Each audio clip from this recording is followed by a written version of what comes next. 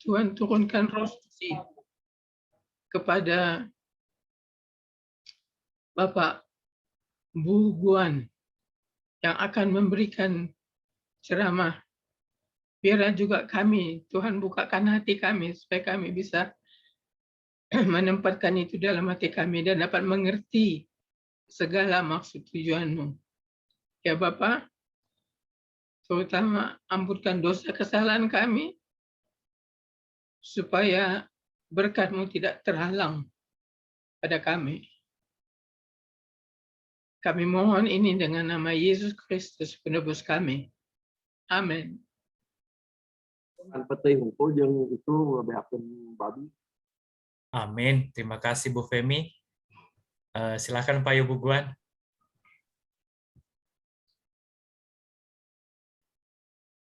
Baik. Oke. Ya, baik, selamat malam saudara sekalian. Puji Tuhan, saudara sudah datang tepat waktu, dan puji Tuhan hari ini kita memulai pertemuan lewat Zoom meeting ya.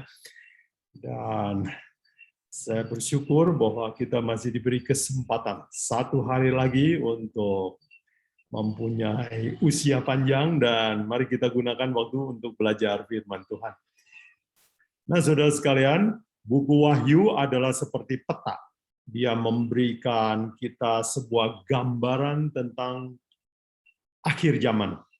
Dan dengan belajar Wahyu, iman kita akan lebih kuat karena kita belajar yang belum terjadi tetapi sudah diberitahukan kepada kita.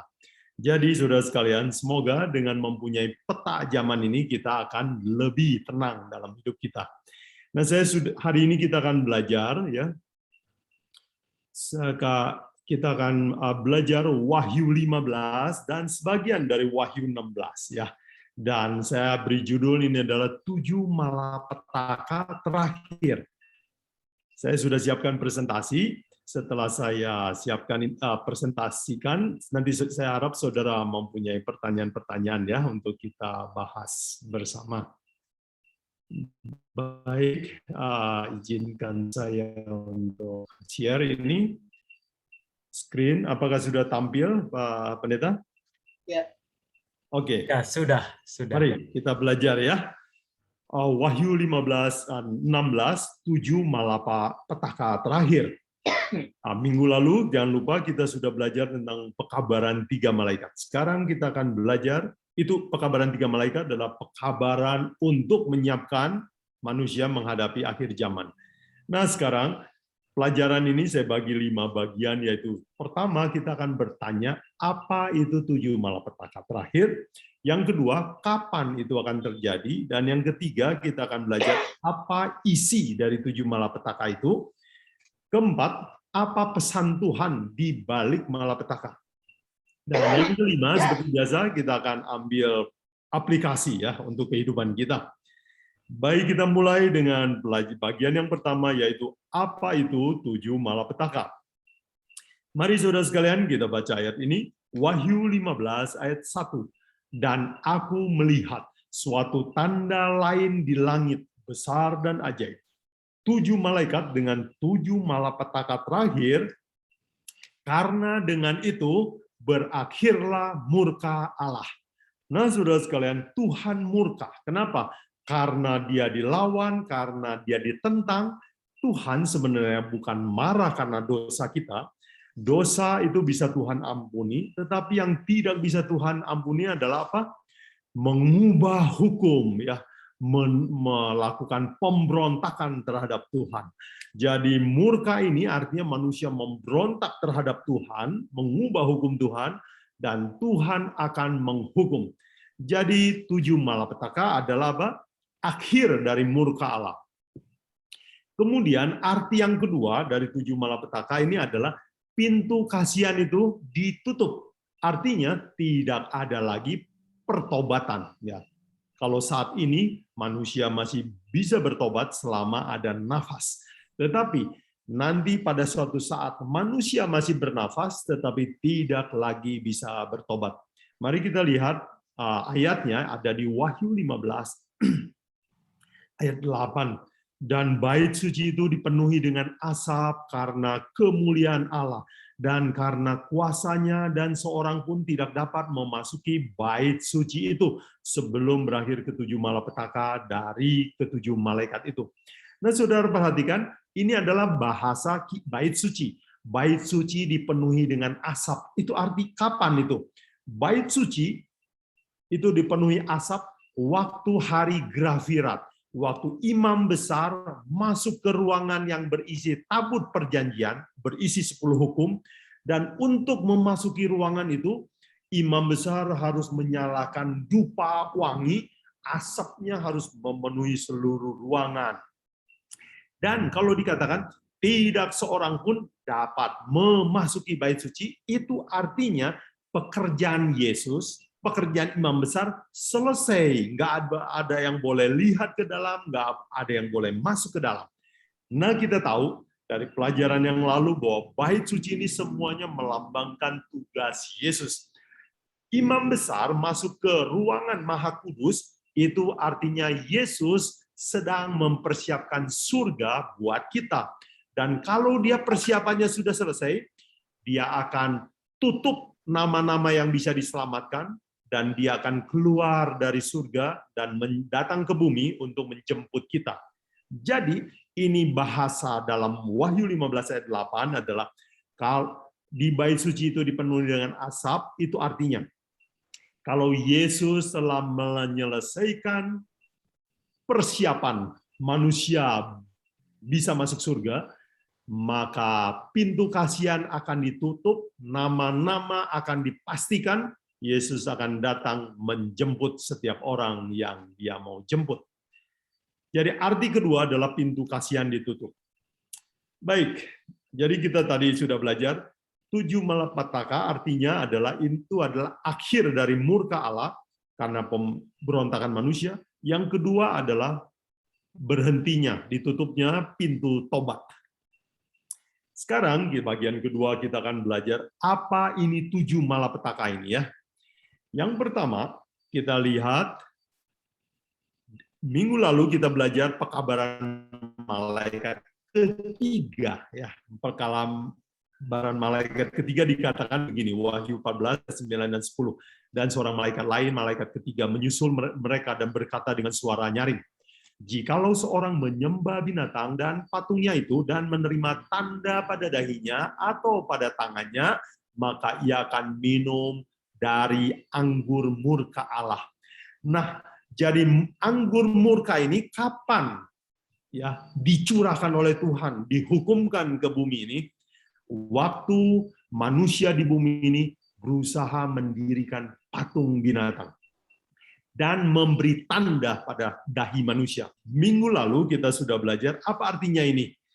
Patung binatang itu artinya membuat peraturan ya, yang mengubah 10 hukum Tuhan dan memaksakannya pada manusia. Itu artinya memberi tanda di dahi. Jikalau manusia melanggar hukum, Tuhan akan ampuni. Tetapi kalau manusia mengubah hukum, itu kalau dalam bahasa hukum, itu makar. Dan makar itu adalah dosa besar. Dan Tuhan murka. Jadi kapan akan terjadi 7 malapetaka? Ketika terjadi pemaksaan agama pada akhir zaman, di mana 10 hukum Allah diubah. Mari kita lihat yang berikutnya. Jadi tanda di dahi dari Allah, minggu lalu kita sudah belajar adalah dari Ulangan 6, ya kita sudah belajar bahwa tanda di dahi, kalau dilakukan oleh Allah, itu artinya penurutan hukum secara sukarela. Kalau tanda binatang di dahi, artinya pemaksaan hukum Allah yang diubah oleh negara. Ya.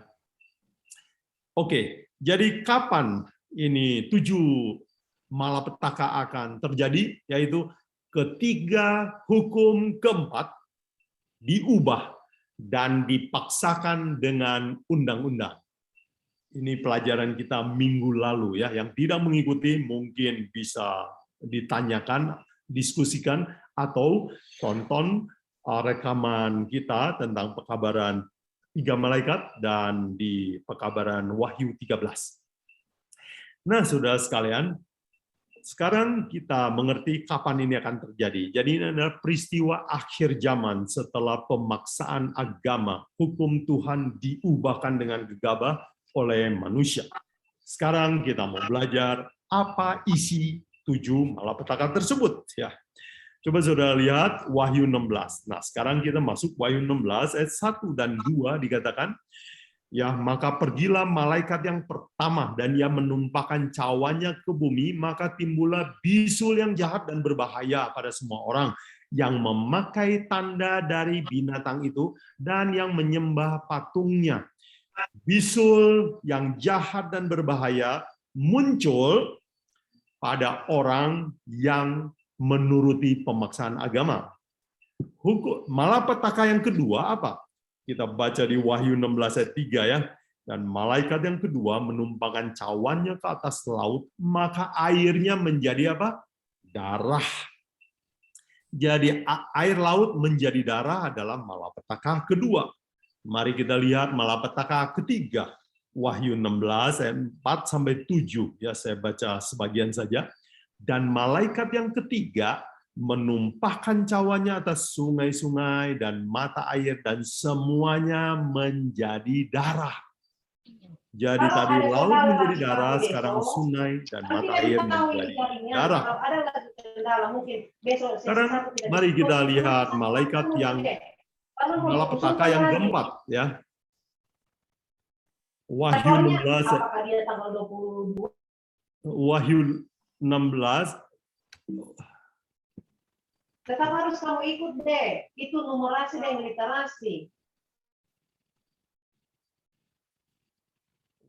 Malapetaka keempat, Wahyu 16 ayat 8 dan 9 dikatakan, dan malaikat yang keempat menumpahkan cawannya ke atas matahari dan kepadanya diberi kuasa untuk menghanguskan manusia dengan api. Jadi matahari itu panas sekali dan menghanguskan ya, malapetaka keempat. Mari kita lihat malapetaka kelima. Di dalam Wahyu 16 ayat 10 dan 11 dikatakan, dan malaikat yang kelima menumpahkan cawannya ke atas takhta binatang itu dan kerajaannya menjadi gelap dan mereka menggigit lidah mereka karena kesakitan gigit lidah ya, malapetaka kelima. Yang malapetaka keenam, Wahyu 16 ayat 12 dan 14 dikatakan, dan malaikat yang keenam menumpahkan cawannya ke atas sungai yang besar, sungai Efrat. Lalu keringlah airnya supaya siaplah jalan bagi raja-raja yang datang dari sebelah timur. Dan aku melihat dari mulut naga, mulut binatang, dari mulut nabi palsu itu keluar 3 roh najis yang menyerupai katak. Kemudian dikatakan dari roh-roh najis itu mereka pergi untuk mendapatkan raja di seluruh dunia untuk mengumpulkan mereka guna peperangan pada hari besar, yaitu hari Allah yang Maha Kuasa. Lalu ia mengumpulkan mereka di tempat yang dalam bahasa Ibrani disebut Harmagedon. Jadi ini adalah yang terkenal sebagai perang Harmagedon. Kemudian malapetaka ketujuh yang terakhir. Wahyu 16 ayat 17 dan 17-18 dikatakan, dan malaikat yang ketujuh menumpahkan cawannya ke angkasa. Dan dari dalam bait suci kedengaran suara yang nyaring dari takhta itu, katanya, sudah terlaksana. Maka memancarlah kilat, menderulah bunyi guru, dan terjadilah gempa bumi yang dahsyat seperti belum pernah terjadi sejak manusia ada di atas bumi. Begitu hebatnya gempa bumi itu. Dan ayat berikutnya juga katakan bahwa dan semua pulau akan hilang lenyap dan tidak ditemukan gunung-gunung lagi. Jadi, saudara sekalian, inilah saya rangkumkan 7 malapetaka yang dicatat dalam Wahyu 15 dan Wahyu 16. Nomor 1, bisul jahat. 2, air laut menjadi darah. Yang nomor 3, air sungai dan mata air menjadi darah. Yang keempat, matahari panas menyengat. Yang kelima, gelap ya sampai harus menggigit bibir dan lidah. Dan yang keenam, mengeringkan sungai Efrat perang Armageddon. Dan yang ketujuh, bumi hancur atau kiamat. Nah, yang 6 dan 7 kita akan simpan untuk pelajaran berikutnya. Hari ini kita akan mempelajari 5 malapetaka yang pertama. Sebab malapetaka yang ke-6 ada banyak detail cerita yang kitab Wahyu beritahu kepada kita. Jadi kita akan perdalam perang Armageddon ini dan hari kiamat. Jadi inilah isi dari 7 malapetaka tersebut yang akan terjadi di akhir zaman, ya, belum terjadi. Baik, sekarang kita masuk ke bagian yang keempat, yaitu apa pesan di balik 7 malapetaka ini? Apa artinya bisul? Kenapa Tuhan kasih bisul? Ya, kenapa Tuhan kasih malapetaka matahari yang menyengat? Kita akan pelajari maksud Tuhan di balik semua ini. Dan inilah yang paling penting. Sebab kalau Tuhan memberikan hukuman, Tuhan selalu ingin menyelamatkan kita. Jadi kita harus mengerti maksud Tuhan di balik malapetaka itu. Baik, saudara sekalian, kita belajar bisul. Kenapa Tuhan memberikan bisul? Nah, untuk mengerti kitab Wahyu, seperti biasa saya sebutkan bahwa Wahyu itu seperti kitab kesimpulan dari seluruh Alkitab. Jadi untuk mengerti Wahyu, kita harus mengerti bahasa yang dipakai dalam kitab lain dalam Alkitab. Misalnya bisul. Kalau saudara lihat ya, kapan ya Tuhan memberikan bisul borok-borok pada kulit kepada orang-orang? Saya ingat sebuah cerita. 1 Samuel 5. Kisah orang Filistin mengalahkan Israel, tabut perjanjian yang dianggap keramat oleh Israel, mereka ambil, dibawa ke kuil mereka, simpan di pinggir dewa Dagon, ya, dewa ikan itu. Jadi mereka menggabungkan antara hukum Allah, ya, tabut perjanjian berisi 10 hukum, bukan? 10 hukum Allah digabung dengan penyembahan berhala. Apa yang terjadi? Kalau saudara baca 1 Samuel 5, menarik sekali. Waktu tabut perjanjian disimpan di samping dewa Dagon, besoknya dewa Dagon itu jatuh tertelungkup dengan muka kena di tanah dan lehernya, badannya patah. Dan orang-orang Filistin ini kaget sekali. Mereka bangunkan itu patung dan mereka perbaiki itu patung. Besoknya lagi, apa yang terjadi? Mari saya baca 1 Samuel 5 ayat 6. Ya. Tangan Tuhan menekan orang-orang Asdod itu dengan berat, dan ia membingungkan mereka. Ia menghajar mereka dengan borok-borok, baik Asdod maupun daerahnya. Semua kena sakit kulit, ya, borok-borok semuanya. Kenapa? Karena Tuhan ingin menghajar mereka, sebab mereka mencampurkan antara ajaran Tuhan dengan ajaran dewa. Jadi kita dapatkan, kalau kita lihat ini adalah sebuah tipologi, sebuah pola untuk mengerti kenapa di akhir zaman Tuhan mendatangkan bisul. Ya, karena manusia mulai mencampurkan antara ajaran Alkitab dengan ajaran penyembahan berhala. Itu sebabnya muncul bisul. Mari kita lihat tipologi yang kedua untuk mengerti setuju malapetaka ini, ya. Tipologi kedua adalah kita ingat Tuhan memberikan malapetaka kepada orang Mesir, bukan? Karena apa? Karena mereka keras kepala, tidak mau dengar suara Tuhan. Ya, orang Mesir diberikan 10 tulah, 10 malapetaka. Ya, air sungai Nil menjadi darah, katak di mana-mana, nyamuk di mana-mana, lalat pikat, penyakit sampar pada ternak, bara, hujan es, belalang, gelap gulita, anak sulung manusia dan hewan mati. Nah, kenapa Tuhan memberikan 10 hukuman ini? Mari kita belajar. Tahukah saudara bahwa ada sekitar 2000 dewa-dewi orang Mesir, ya.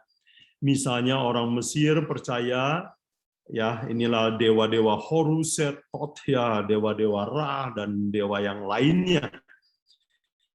Kemudian orang Mesir punya beberapa dewa yang menonjol, misalnya dewa Sungai Nil. Mereka percaya bahwa Sungai Nil yang bisa memberi kehidupan kepada orang Mesir itu adalah dewa. Jadi mereka mengkeramatkan sungai. Mereka juga percaya kepada Heka. Heka adalah manusia, dewa dari manusia yang kepalanya seperti kodok. Jadi mereka percaya dewa kodok. Itu sebabnya Tuhan menghajar mereka dengan kodok di mana-mana. Seolah-olah Tuhan ingin memberitahukan begini. Kalau inilah yang kamu percaya, terimalah. Minta tolonglah kepada katak-katak ini. Kira-kira begitu ya. Begitu juga waktu Sungai Nil menjadi darah, itu Tuhan juga menegur mereka. Kamu percaya kepada dewa ini? Silakan minta tolong kepada air sungai yang jadi darah. Orang Mesir juga percaya dewa sapi, ya, namanya Apis. Inilah dewa yang dibikin oleh orang Mesir, orang Israel waktu belum lama keluar dari Mesir, waktu tunggu Musa tidak turun-turun dari gunung, mereka bikin dewa Apis. Jadi ini adalah dewa hewan mereka. Itu sebabnya Tuhan mendatangkan penyakit pada hewan-hewan.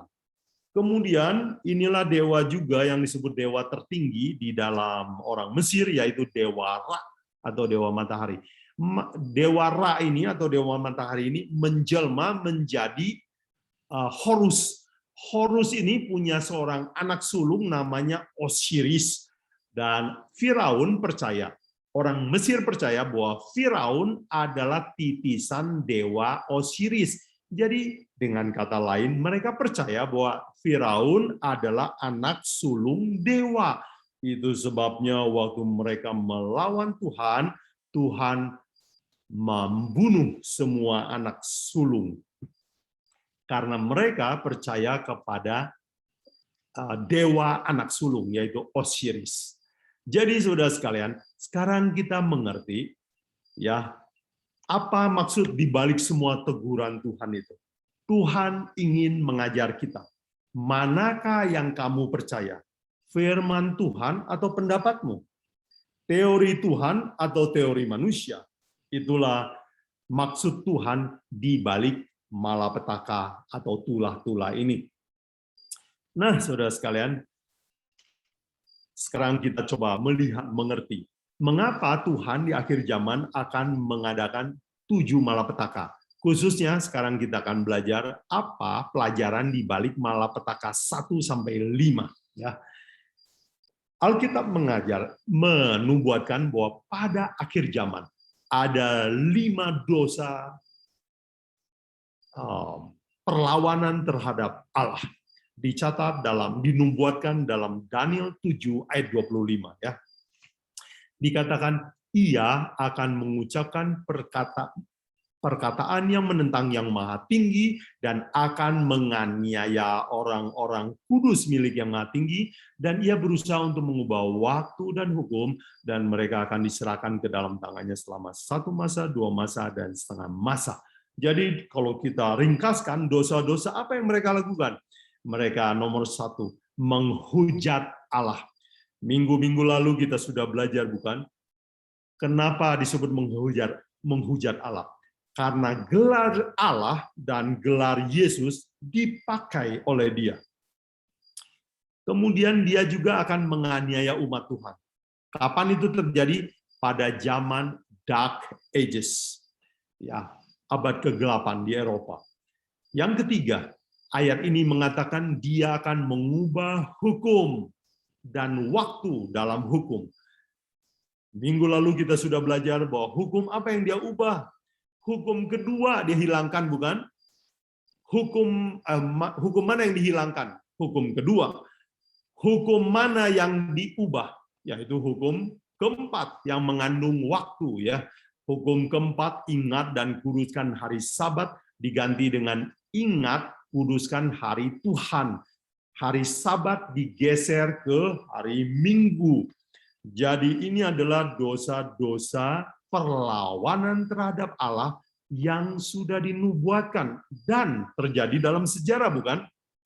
Ya, tadi saya sebutkan 5, tadi di ayat tadi cuma disebutkan 4. Rupanya sifat menganiaya ini akan terjadi lagi di akhir zaman ya. 2 minggu lalu kita sudah belajar Wahyu 13 ayat 15 dan 16 katakan bahwa dia akan menghukum mati semua orang yang tidak pakai tanda di dahi.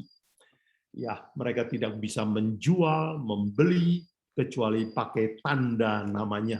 Jadi pada akhir zaman dia akan menganiaya lagi. Jadi inilah 5 dosa yang dilakukan oleh manusia untuk makar, memberontak terhadap Allah. Ya, ini bukan pelanggaran hukum biasa, tetapi ini adalah perlawanan, pemberontakan terhadap Allah.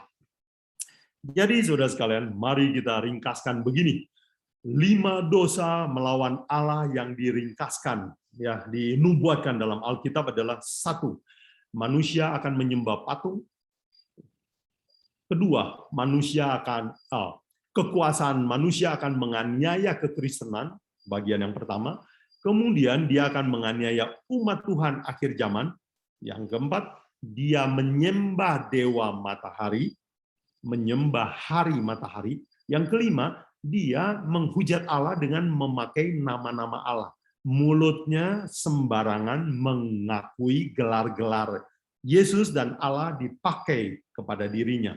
Dan inilah 5 hukuman Tuhan untuk menghajar, menghukum orang-orang yang melakukan makar ini. Ke-1, menyembah patung, Tuhan berikan bisur. Persis seperti waktu peristiwa di kuil dewa Dagon. Yang kedua, karena dia menganiaya, banyak pertumpahan darah, sekarang air laut menjadi darah. Kemudian pada akhir zaman dia menganiaya umat Tuhan sekali lagi. Sekarang air sungai juga jadi darah. Kemudian dia menyembah dewa matahari ya. Kita tahu bahwa hari dewa matahari adalah hari Minggu, itu adalah Sunday. Itu sebabnya disebut Sunday. Kalau kita tahu bahwa hari-hari dalam 1 minggu semuanya menggunakan nama dewa-dewa di langit ya. Dewa Saturnus, dewa Venus, dewa yang lain-lain, dan Sunday adalah dewa tertinggi yaitu dewa matahari. Dan karena mereka percaya dan berdasarkan hari matahari, maka pada akhir zaman Tuhan akan membuat matahari menjadi panas sekali ya, untuk memberi peringatan bahwa dewa matahari tidak bisa menolong ya. Kemudian karena mereka pakai nama-nama gelar Yesus ya, beberapa minggu lalu kita sudah belajar kan, gelar-gelar yang berani dipakai oleh dia adalah seperti imam besar, itu gelar Yesus ya. Wakil Allah di bumi, itu adalah gelar Yesus, bukan? Jadi karena dia menghujat Allah, Tuhan akan mendatangkan gelap, saking gelapnya sampai mereka gigit lidah dan bibir mereka. Jadi semua malapetaka yang Tuhan buat ini semuanya bermakna untuk mengajar. Nah, saudara sekalian, pelajaran kita selesai. Sekarang kita akan masuk ke aplikasi ya. Seperti selalu cita-cita saya, janganlah kita pandai pengetahuan soal wahyu, kita harus mengaplikasikannya dalam diri kita. Dan judul aplikasi yang saya ingin buat adalah kepada siapa kita percaya. Oke. Alkitab dalam Wahyu 13 ayat 3 meramalkan bahwa seluruh dunia akan kagum kepada Roma Kepausan. Kagum, turut, hormat, ikut ajarannya. Ramalan ini disebutkan dalam Wahyu 13 ayat 3. Maka tampaklah kepadaku satu dari kepala-kepalanya, seperti kena luka yang membahayakan hidupnya. Tetapi luka yang membahayakan hidupnya itu sembuh. Seluruh dunia heran lalu mengikut binatang itu. Kita sudah belajar bahwa binatang itu artinya raja. Seluruh dunia mengikuti raja itu. Yesus berkata, ya karena seluruh dunia mengikut dia, tetapi ada sebagian kecil tentu saja yang mau ikut perintah Tuhan.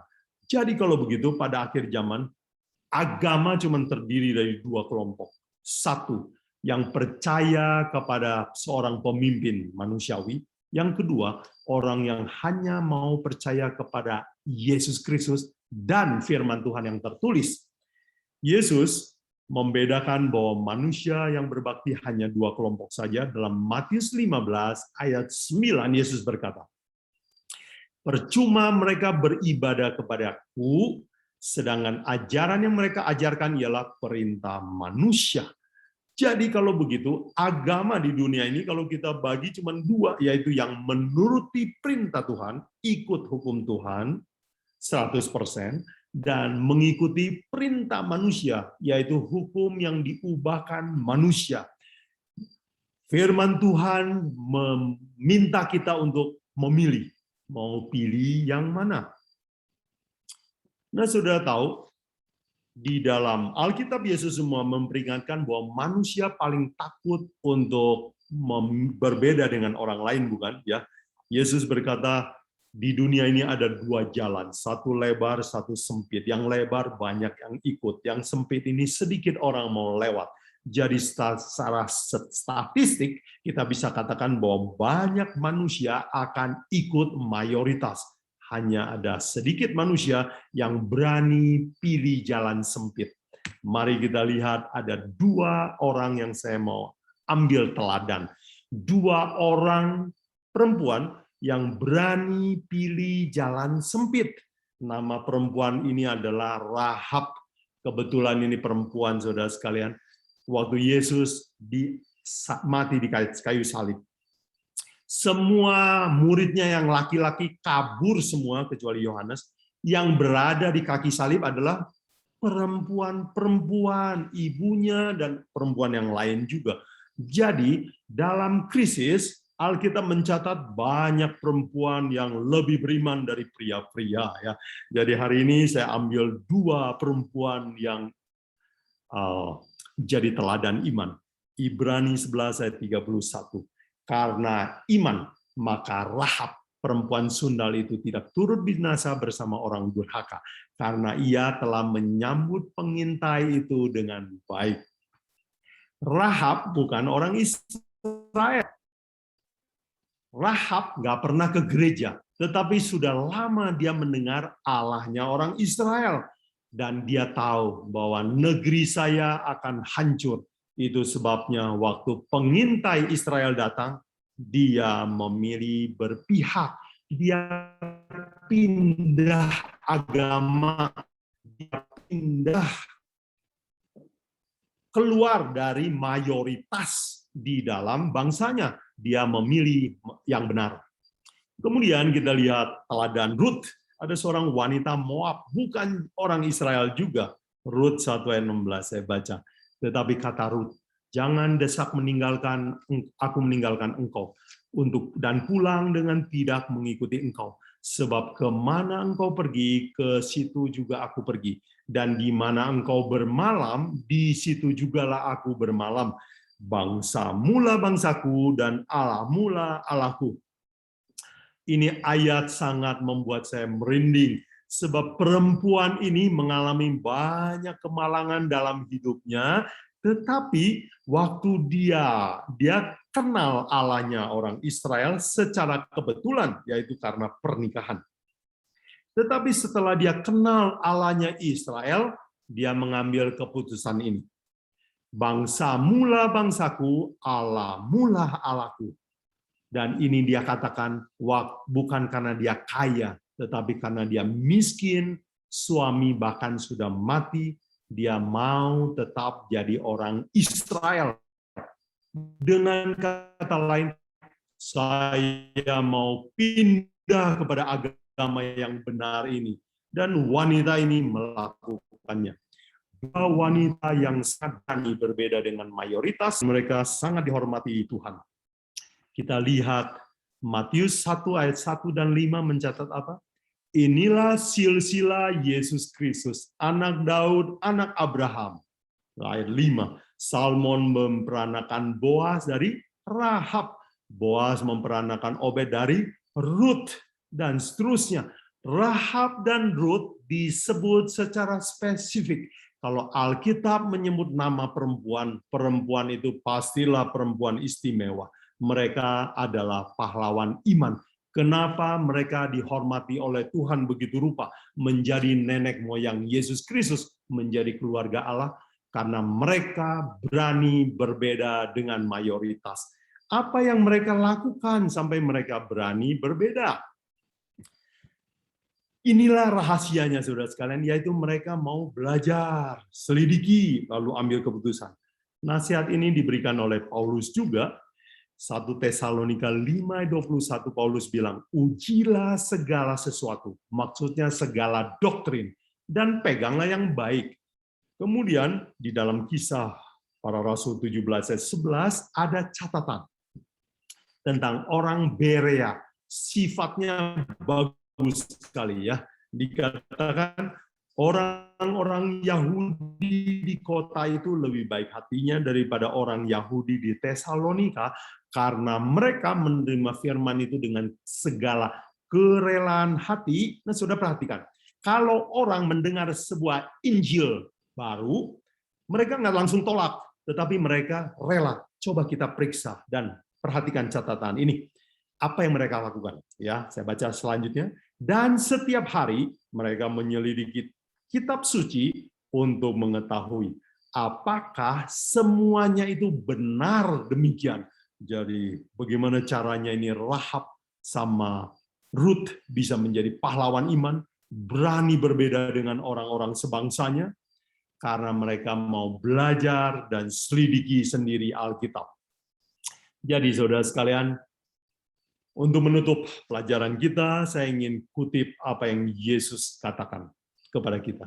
Matius 15 ayat 9. Percuma mereka beribadah kepadaku, sedang ajaran yang mereka ajarkan ialah perintah manusia. Saudara sekalian, mari kita evaluasi. Apakah selama ini doktrin yang kita ikuti? Apakah semua pengajaran yang kita anggap benar ini sudah kita periksa? Apakah itu adalah firman Tuhan atau pendapat manusia? Semoga kita diberikan keberanian dan hikmat oleh Tuhan untuk berani memilih mengikuti firman Tuhan apapun resikonya. Semoga waktu Yesus datang, kita boleh berkata sebelum kita masuk dalam tanya jawab. Bapa dalam surga, terima kasih kami diberitahukan tentang peta akhir zaman. Bahwa Tuhan akan mendatangkan malapetaka, tetapi untuk mengajar kami manusia, menjadi peringatan buat kami. Tuhan, kami tahu bahwa kami sering mendengar manusia lebih daripada Tuhan. Ajarilah kami. Berilah kami kerinduan menyelidiki Alkitab setiap hari untuk memeriksa semua doktrin, dan biarlah kami diberikan hikmat untuk memilih yang benar dan berjalan hanya di jalan yang Tuhan inginkan. Berkati kami selama belajar dan tanya jawab. Roh Tuhan menuntun kami mendapatkan pengertian yang benar. Berkati semua pendengar, diberkati mereka dalam segala usaha dan kesehatan dalam rumah tangga juga. Dalam nama Yesus kami mintakan semua ini. Amin. Terima kasih atas perhatian. Terima kasih. Oke. Saya kembali kepada Pendeta Tawaris untuk dipimpin dalam forum tanya jawab.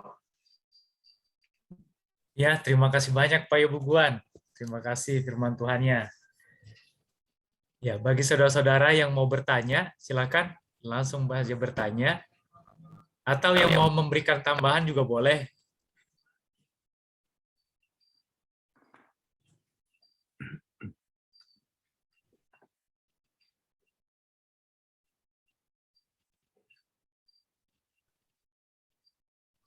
Gimana Pak Edi, ada tambahan?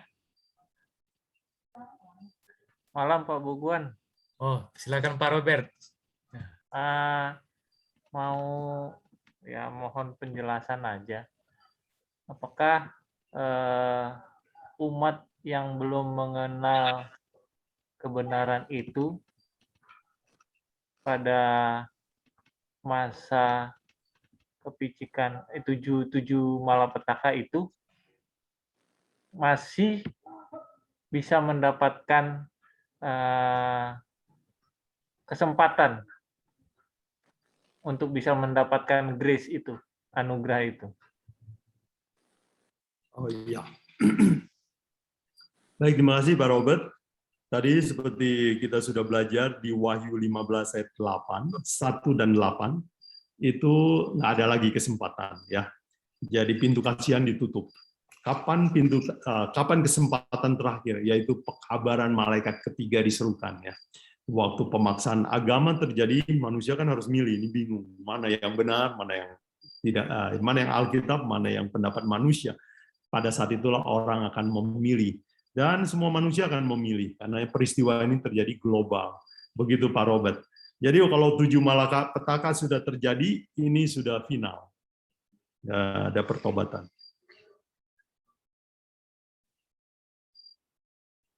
Ya, Pak Robert, apakah cukup itu? Oke, berarti sudah tidak ada kesempatan lagi berarti ya? Berarti Tidak kita ada. pada waktu itu sudah harus berhati-hati. Artinya kalau kita sudah merasakan 7 malapetaka itu, berarti saya sudah bisa pastikan ada di pihak setan ya. Iya, betul. Betul. Ya, dan itu kita bisa perjelas juga di Wahyu 16 ya, ayat berapa itu ya. Tetapi manusia tidak bertobat juga. Oh, ayat 9 ya. Wahyu 16 ayat 9 Pak Robert. Ya, walaupun malapetaka itu diberikan, mereka tidak bertobat juga ya untuk memuliakan Dia. Jadi memang manusia itu ya setelah diberi cukup kesempatan nggak mau bertobat juga, memang nggak akan bertobat juga ya. Dan itu juga kita lihat tipologinya pada orang Mesir ya, pada Firaun. Ya, Tuhan sudah turunkan tulah, ya suruh Musa bicara baik-baik. Waktu bicara baik-baik nggak tobat juga. Waktu diturunkan tulah nggak bertobat juga. Tetapi waktu anak sulung mati, tanda kutip seperti tobat ya, kapok dia. Tetapi setelah orang Israel keluar sebentar, baru sampai di pinggir Laut Merah, dikejar, dia nggak rela. Jadi nggak bertobat juga sebenarnya. Ya. Jadi kalau kita susah bertobat hari ini, kemungkinan besok juga susah bertobat. Jadi hati-hati ya sama hati kita juga. Thank you, Pak Robert. Baik, terima kasih. Berarti intinya malam hari ini saya harus bertobat. Jangan sampai terjadi ditutupnya pintu atau saat untuk bertobat. Mungkin begitu kali ya. Betul. Amin. Amin. Jadi pintu kasihan ditutup, bisa nanti di akhir zaman, waktu Yesus sudah siap mau datang ke bumi. Yang kedua, kalau besok nafas kita habis, pintu kasihan juga ditutup juga ya. Iya. Jadi waktu ya, Ibrani 3:15, waktu yang Tuhan berikan kepada manusia bertobat adalah hari ini. Kalau ya orang suka menunda-nunda, besok saya mau bertobat. Besok saya mau meninggalkan film-film yang nggak baik. Ini malam Besok mati. saya mau berhenti merokok. Besok saya mau lebih sayang sama istri saya. Kemungkinan akan sulit terjadi. Ya, karena kita menunda-nunda ya. Itu udah sifat manusia ya. Begitulah Pak Robert. Mari kita bertobat hari ini. Kalau Roh Kudus berbicara kepada kita, ambil tekad. Saya mau berubah hari ini. Thank you Pak Robert. Pertanyaan baik. Tanya Pak Boban boleh? Oh, Pak Daud. Ya. Silakan Pak Daud. Ya, jadi ini 7 malapetaka terakhir ini terjadi sesudah pintu kasihan tertutup ya Pak ya. Betul Ya. kan tadi ya? Ya. Ya. Jadi tidak mungkin ada pertobatan lagi karena memang sudah tidak bisa bertobat. Betul. Terus satu lagi Pak, 7 malapetaka akhir ini bersifat global atau lokal di satu tempat atau beberapa tempat? Global dong. Ya, terima kasih. Ya, global. Global. Global. Kita bisa dapatkan petunjuk itu dari ayat Alkitab ya, Oke, Pak. yaitu Wahyu 16 ayat 1, Pak Daud ya. Oke, Pak. Sorry. Sorry, bukan itu, kurang tepat ya.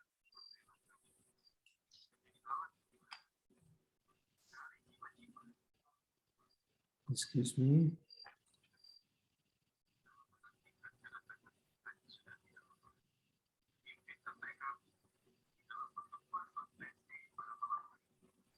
Ya. Nanti sebentar kalau ketemu ayatnya ya. Ya, gampang. Pak. Jadi Yang penting pintu kasihan global. ditutup itu terjadi waktu Allah murka sebab manusia memaksakan agama, dan waktu diberi kesempatan orang ngambil keputusan dia mau berada di pihak mana, lalu pekerjaan Yesus selesai, nama-nama dikumpulkan, lalu ini musibah diturunkan ke bumi. Ya. Jadi bersifat global ya, Pak. Oke lah, Pak. Bersifat global. Terima kasih, Pak Bukan. Terima kasih, Pak Ya, Daud. Nanti ayatnya menyusul ya. ya gampang. Tadi saya baca tapi saya lupa tempatnya. Ya, ya. Thank you. Bagus. Ini perlu lebih. Pertanyaan lagi. Oh, Pertanyaan lagi. Bu Femi. Jadi waktu kita dipaksakan untuk hukum hari Minggu itu belum tertutup toh pintu kasihan? Belum. Jadi kalau waktu itu bertobat masih bisa. Masih Kalau bisa. waktu dipaksakan itu kita terus bertobat. Ya. Masih bisa. Masih Iya. bisa.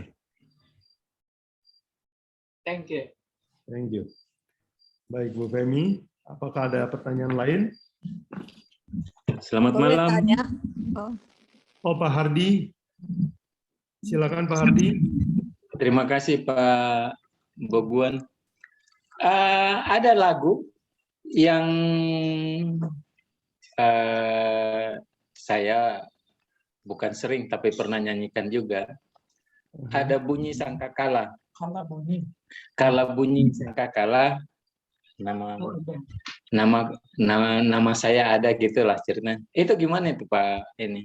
Kalau hubungannya dengan setelah dari penjelasannya Pak Boguan. Jadi ada bunyi kalau bunyi sangkakala. Itu saja Pak. Terima kasih. Ya. Terima kasih. Pak Hardi suka lagu itu. Saya juga suka lagu itu. Itu adalah lagu tentang kedatangan Yesus ya, dan itu adalah puncak pengharapan kita. Kalau bunyi sangkakala ada, nama saya disebut ya. Oke. Itu adalah sebuah doktrin Alkitab yang besar ya. Itu adalah lagu Protestan yang dinyanyikan dari ratusan tahun yang lalu. Dan itu adalah sebuah doktrin. Nah, hubungannya dengan 7 malapetaka ini apa? Tadi saya bahas 7 malapetaka. Malapetaka ke-7 adalah bumi hancur ya. Nah, bumi ini hancur. Waktu bumi ini hancur karena apa? Karena Yesus datang di langit dengan awan ya. Waktu dia datang dengan kemuliaannya, semua di dunia ini hancur. Dan waktu dia datang ada bunyi yang keras seperti sangkakala ya. Jadi itu dicatat di dalam 1 Tesalonika ya, 1 Tesalonika 4. Pak Hardi bisa catat ini. 1 Tesalonika 4 ayat 15, 16, 17 ya. Saya baca 16. Sebab pada waktu tanda diberi, yaitu waktu penghulu malaikat berseru dan sangkakala Allah berbunyi. Ada sangkakala ini ya. Sangkakala Allah berbunyi, maka Tuhan sendiri akan turun dari surga dan mereka yang mati dalam Kristus akan bangkit. Sesudah itu kita yang hidup yang masih tinggal akan diangkat menyongsong bertemu dengan Yesus Tuhan di angkasa. Jadi waktu trompet berbunyi itu semua dipanggil. Yang mati dipanggil keluar dari kuburan, yang masih hidup dipanggil hidup-hidup. Jadi itulah arti lagu itu ya, itu doktrin Alkitab ya. Pak Hardi, bagus ditanyakan itu ya, jadi kita diingatkan. Nah, pertanyaan Pak Hardi ini penting, kenapa? Sebab hari ini dunia Kristen mengajarkan ajaran yang salah. Orang mati langsung ketemu Tuhan di surga. Kalau orang mati ketemu Tuhan di surga, kenapa masih tunggu Tuhan datang? Dan kalau orang mati masuk surga, kenapa Tuhan harus buka itu pintu kuburan? Jadi banyak kekacauan dalam doktrin pada hari ini ya. Lagu itu Pak Hardi, doktrinnya benar ya. Nyanyikan terus Pak Hardi, semoga jadi reminder buat kita semua ya. Thank you Pak Hardi. Terima kasih Pak. Amin. Ya, boleh tanya Pak Buguan? Oh boleh, Bu Evelyn. Ya, ada juga ayat, apakah Yesus yang bilang atau, oh ya saya rasa Yesus sendiri dia bilang, saya tidak akan berlambat-lambat datangnya, kalau berlambat-lambat mungkin tidak ada satu orang pun yang selamat. Atau seperti waktu zaman Noah cuma 8 orang. Itu lain-lain ayatnya. Tapi saya kurang ngerti itu. Kalau dia berlambat-lambat, mungkin tidak ada ya seorang pun yang selamat. Oh iya. Oh, terima kasih Bu Evelyn. Ya, Bu Evelyn tanyakan itu bagaimana maksudnya ya. Di Matius 24 dikatakan oleh Yesus bahwa kalau hari penganiayaan itu tidak dipersingkat, ya banyak orang yang Oke, Matius 24 ayat 22 ya, saya baca. Ya. Dan sekiranya waktunya tidak dipersingkat, oke, maka dari segala yang hidup tidak akan ada yang selamat. Akan tetapi oleh karena orang-orang pilihan, waktu itu akan dipersingkat. Jadi waktu penganiayaan ini menurut Tuhan Yesus, waktunya akan singkat. Ya. Kita tahu bahwa waktu tahun 70 Masehi, Yerusalem dihancurkan, waktunya singkat. Ya. Kemudian nanti pada akhir zaman, di Wahyu 17, penganiayaan itu akan berlangsung 1 jam saja. Ya 1 jam itu, 1 jam dalam bahasa nubuatan kira-kira 7 hari. Ya. Jadi dalam Wahyu 17, hukum Sunday Law dan hukum yang kejam itu akan berlangsung kira-kira 1 jam nubuatan. Ya mungkin kalau betul hitungan saya adalah 7 hari, berarti itu peristiwanya cepat sekali. Ya. Dan siapa yang berhasil bertahan hanya dalam 1 jam nubuatan itu, atau 7 hari literal, mereka akan selamat. Jadi penganiayaan itu akan dipersingkat, Bu Evelyn. Iya, terima kasih Pak. Ya, terima kasih. Nggak tahu ini kabar baik atau kabar buruk ya. Tapi singkat atau lama, sama-sama juga sengsara ya. Tapi Tuhan akan kasih kekuatan. Iya, itu apakah sama dengan kejadian waktu Noah, mereka dimasukkan di bahtera, hewan-hewan udah masuk, terus orang 1 minggu itu tidak terjadi apa-apa, sehingga mereka tuh bingung juga, imannya juga bingung juga, sebab nanti hari ke-8 baru Tuhan buka itu langit, dan dari tanah keluar air, dari langit keluar air. Saya rasa kita pun juga begitu, 1 minggu kan, itu ada yang gelisah, mana Tuhan ini, mana janjinya kayak dulu itu, kan mereka belum tahu hujan, jadi mereka rasanya kayak 7 hari itu ya lama buat orang yang bingung, apa benar enggak ini kita di dalam, karena enggak ada air jadi bahteranya enggak jalan. Nanti hari ke-8 kan baru turun itu air dengan dari tanah juga. Iya, betul. Amin itu. Bu Evelyn kasih contoh yang bagus. Peristiwa Batra adalah contoh hidup oleh iman atau oleh penglihatan atau oleh ikut-ikutan. Nah, kalau Nuh imannya berdasarkan mata, mungkin dia akan keluar lagi ya. Tetapi imannya itu betul-betul berdasarkan setiap firman yang keluar dari mulut Allah. Dan itulah harusnya kita. Kadang-kadang mata kita, pikiran kita nggak ngerti, ya. Kenapa bisa begini, kenapa begitu? Tapi kalau Tuhan bilang begitu, iya begitu saja. Iya. Iman seperti seorang anak kecil. Bagus contoh Batra ya. Makasih Mbak Iya. Evelyn. Sama-sama, Pak. Saya kira ada pertanyaan dari Pak Budi ya, Pak Waris. Iya, ada pertanyaan dari Pak Budi, saya baca ya. Kalau pertanyaan Pak Budi yang pertama tadi udah dijawab. Ini yang kedua ya. Bagaimana cara kita membedakan apakah sebuah ajaran adalah merupakan firman Tuhan yang benar atau hanya pendapat dari manusia saja? Karena di zaman sekarang ada banyak hamba Tuhan yang berbicara tentang firman Tuhan sesuai dengan versi mereka sendiri. Kondisi ini mengakibatkan terjadinya adanya berbagai macam gereja dengan pandangan dan penjabaran serta konsep yang berbeda mengenai ajaran tentang firman Tuhan yang disampaikan menurut versi mereka masing-masing. Contohnya tentang ajaran teologi kemakmuran, pengangkatan atau rapture, bahasa roh, dan lainnya. Lalu bagaimana pendapat Pak Yobu Guan tentang hal ini? Bagaimana cara membedakan antara firman Tuhan yang benar dan pendapat manusia yang keliru? Karena tidak semua orang mampu memahami dengan benar makna firman Tuhan yang disampaikan melalui Alkitab dan hanya mengikuti ajaran dari hamba Tuhan yang dianggap lebih memahami tentang firman Tuhan dalam Alkitab tersebut. Oh ya, baik Pak Budi, bagus. Pertanyaan bagus. Ya, manusia bagaimana ya membedakan mana ajaran benar, ajaran salah. Karena seringkali ajaran salah itu juga disampaikan oleh hamba-hamba Tuhan yang notabene belajar Alkitab ya. Terus bagaimana pendapat tentang teologi kemakmuran, rapture, apalagi tadi ya. Bahasa roh, oke. Mari saya jawab dulu yang pertama yaitu bagaimana caranya ya, caranya. Alkitab memberitahu kita caranya ya. Siapa yang mencari akan mendapat. Jadi pertama harus ada keinginan. Kemudian Paulus tadi di dalam 1 Tesalonika 5:21 bilang uji ya, tes. Jadi kita jangan percaya mentah-mentah, juga jangan tolak mentah-mentah, tapi uji ya. Oke.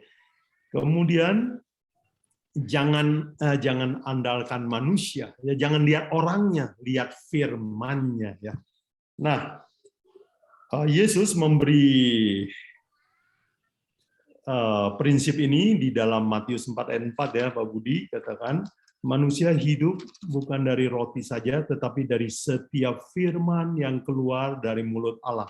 Jadi setiap firman itu artinya baca Alkitab dari Kejadian sampai Wahyu. Nah, dulu saya tidak tahu hari Sabat itu Sabtu atau Minggu. Saya tanya kiri, katanya Sabtu. Saya tanya kanan, katanya Minggu. Yang kiri gelarnya doktor, yang kanan juga doktor teologi. Jadi doktor lawan doktor, bingung nggak coba Pak Budi ya?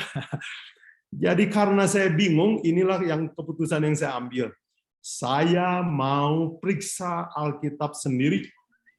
Suatu hari saya mengambil tekad, saya ingin tahu apa itu Alkitab. Walaupun waktu itu saya ngeri juga mau baca dari Kejadian sampai Wahyu. Tetapi saya ambil tekad, saya mau tahu, saya nggak mau mendengarkan lagi pendapat manusia. Saya mulai baca dari depan pelan-pelan, puji Tuhan, bisa selesai sampai di bagian belakang. Dan hidup saya berubah. Umur berapa saya waktu itu? Umur 19 tahun. Bahasa perbenaran kata saya juga belum banyak, saya belum tahu bagaimana caranya melakukan Bible study, tetapi yang saya punya cuma keinginan. Dan karena saya bingung, ini kiri bilang begini, kanan bilang begitu, saya pelajari sendiri. Dan Tuhan menolong saya. Jadi Pak Budi, bagaimana ini supaya kita tahu baca Alkitab sendiri? Periksa semua, ya. Periksa semua, jangan cuma satu bagian ya. Jadi nanti kita akan tahu kalau ajaran yang salah itu sering tabrak sama kitab-kitab yang lain. Ya, oke. Itu satu ya. Jadi harus Memang ya ada yang bilang, wah tapi repot saya ya baca Alkitab. Ya memang harus repot ya kalau kita mau cari emas ya. Kita mau cari uang di dunia juga bersedia repot kan. Apalagi cari emas ini surgawi ya. Kita harus mau repot sedikit. Oke. Bagaimana pendapat tentang teologi kemakmuran, rapture, bahasa roh? Ya, kita lebih praktikal sekarang ya. Teologi kemakmuran adalah teori yang bukan Alkitabiah ya. Bahwa orang Kristen harus kaya ya. Kalau kaya itu artinya diberkati Tuhan. Itu semua bertabrakan sama ajaran Alkitab ya. Yesus datang sebagai orang miskin ya. Dan memang pada zamannya juga dianggap seperti nggak diberkati Tuhan. Jadi teori kemakmuran adalah sebuah teori yang bukan berdasarkan Alkitab ya. Kemudian pengangkatan rapture ya. Rapture juga bukan itu sebenarnya doktrin lengkapnya namanya secret rapture, pengangkatan rahasia ya. Pada sebelum Yesus datang, orang Kristen akan ada yang diangkat diam-diam menghilang dari bumi. Alkitab katakan bahwa Yesus datang seperti kilat memancar dari timur ke barat ya, semua mata bisa melihat. Jadi Yesus akan datang terang-terangan, pengangkatan akan terjadi terang-terangan, tidak ada pengangkatan rahasia. Jadi teori the secret rapture bukan berasal dari Alkitab. Bagaimana dengan bahasa roh? Bahasa roh yang sekarang dipraktekkan itu adalah bukan bahasa yang dipakai oleh Alkitab. Bahasa karunia bahasa yang di Alkitab ceritakan adalah berbahasa asing. Kalau yang sekarang bukan bahasa, itu hanya bunyi. Jadi itu bukan bahasa. Nah, untuk detailnya nanti kita bisa bahas lebih banyak lagi untuk itu ya. Saya bisa buktikan bahwa 1 Korintus 14 memberikan 8 ciri tentang bahasa roh. Dan bahasa roh yang sekarang dipakai oleh orang-orang tidak memenuhi 1 dari 8 itu semua. 1 pun dari 8 ciri itu. Jadi nanti kita bisa perdalam lagi ini ya. Jadi intinya Pak Budi, pertanyaan yang bagus ini saya jawab dengan 1 kalimat, yaitu bacalah Alkitab sendiri. Mintalah Roh Kudus menolong kita. Semoga dijauhkan dari semua penyesatan. Pak Budi, pertanyaan yang bagus tapi berat ya jawabnya. Sorry agak lama.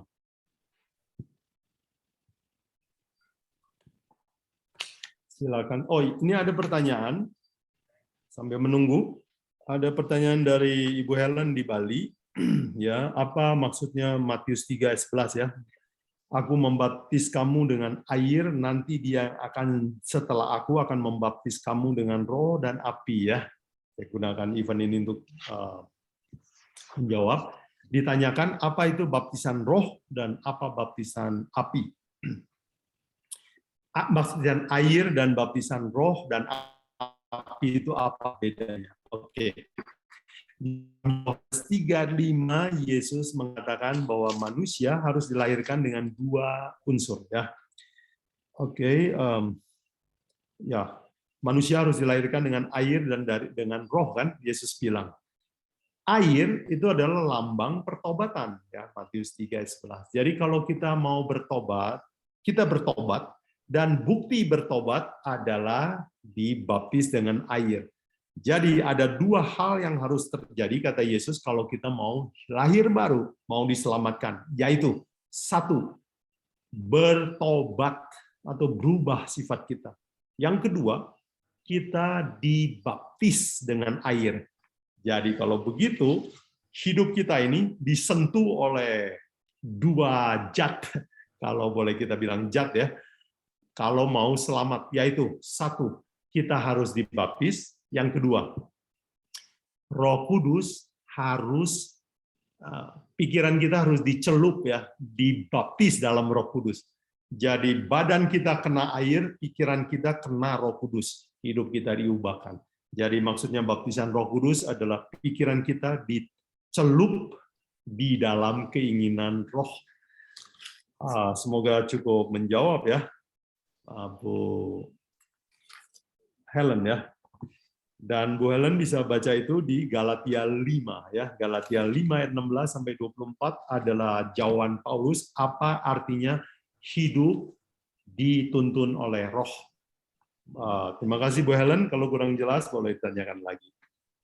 Iya, terima kasih. Kalau baptisan api itu maksudnya apa? Oh iya, api itu lambang. Jadi bukan dibaptis dalam api ya, karena di Alkitab tidak pernah ada orang yang dimasukkan ke dalam api. Oke? Mati dong. Seperti api ya. Dibaptis. Jadi api adalah lambang dari Roh Kudus ya. Api adalah lambang Roh Kudus, itu bisa kita dapat di Kisah Para Rasul 2 ya. Waktu mereka sedang berdoa katanya turunlah Roh Kudus seperti api ya, seperti lidah-lidah api masuk ke dalam mereka. Jadi dibaptis oleh api itu adalah bahasa kiasan bahwa dibaptis oleh Roh Kudus. Jadi kalau Yohanes bilang begini, aku baptis kamu dengan air, nanti dia yang akan datang, yaitu Yesus, akan baptis kamu dengan Roh Kudus.